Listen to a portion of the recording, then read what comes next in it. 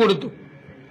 ഈ തെരഞ്ഞെടുപ്പ് കഴിഞ്ഞിട്ട്, ഇതിന്റെ പെരുമാറ്റച്ചട്ടം കഴിഞ്ഞിട്ട് ഈ അബ്കാരി ചട്ടങ്ങളിൽ ഭേദഗതി വരുത്തി എല്ലാം റെഡിയാക്കി തരാം, അതുകൊണ്ട് പൈസ കളക്ട് ചെയ്യാൻ പറഞ്ഞിരിക്കുക.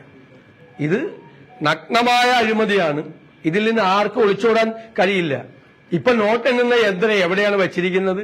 എക്സൈസ് മന്ത്രിയുടെ അടുത്താണോ, മുഖ്യമന്ത്രിയുടെ കയ്യിലാണോ, അല്ലെ AKG സെന്ററിലാണോ എന്ന് മാത്രം വ്യക്തമാക്കിയാൽ മതി. ഇതൊക്കെ നേരത്തെ പറഞ്ഞാണല്ലോ. 1 കോടി രൂപയുടെ ആരോപണമൊക്കെ വന്നതല്ലേ. ഇത് 20 കോടി രൂപയുടെ അഴിമതിയാണ് അബ്കാരി ചട്ടങ്ങളിൽ ഭേദഗതി വരുത്താം എന്ന് പറഞ്ഞുകൊണ്ട് നടത്തിക്കൊണ്ടിരിക്കുന്നത്. അതിനു വേണ്ടിയിട്ടുള്ള പണപ്പിരിവാണ് ഇപ്പോൾ നടന്നുകൊണ്ടിരിക്കുന്നത്. വളരെ വ്യക്തമായി കഴിഞ്ഞിരിക്കുകയാണ്.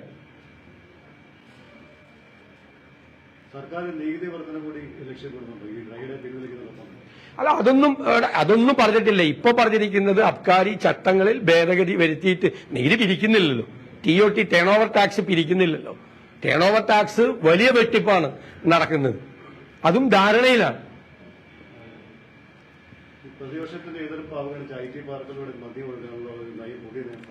അല്ല, ഈ IT പാർക്കുകൾ ഉൾപ്പെടെ ഡ്രൈ ഡേ ഒഴിവാക്കുന്നത് ഉൾപ്പെടെ ബാറുകളുടെ സമയപരിധി കൂട്ടുന്നത് ഉൾപ്പെടെയുള്ള കാര്യങ്ങളാണ് ഇവിടെ കൊണ്ടുവരാൻ ശ്രമിക്കുന്നത്.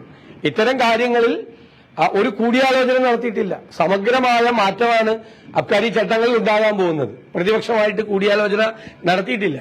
സാമ്പത്തിക കാര്യ സമിതിയിൽ ഈ വിഷയം വന്നപ്പോൾ ഞങ്ങളവിടെ ശക്തിയായിട്ട് അവിടെ എതിർത്തു. പ്രതിപക്ഷാംഗങ്ങൾ സാമ്പത്തിക കാര്യങ്ങൾക്കുള്ള സബ്ജക്ട് കമ്മിറ്റിയിൽ ഇക്കാര്യം ഞങ്ങൾ ശക്തിയായിട്ട്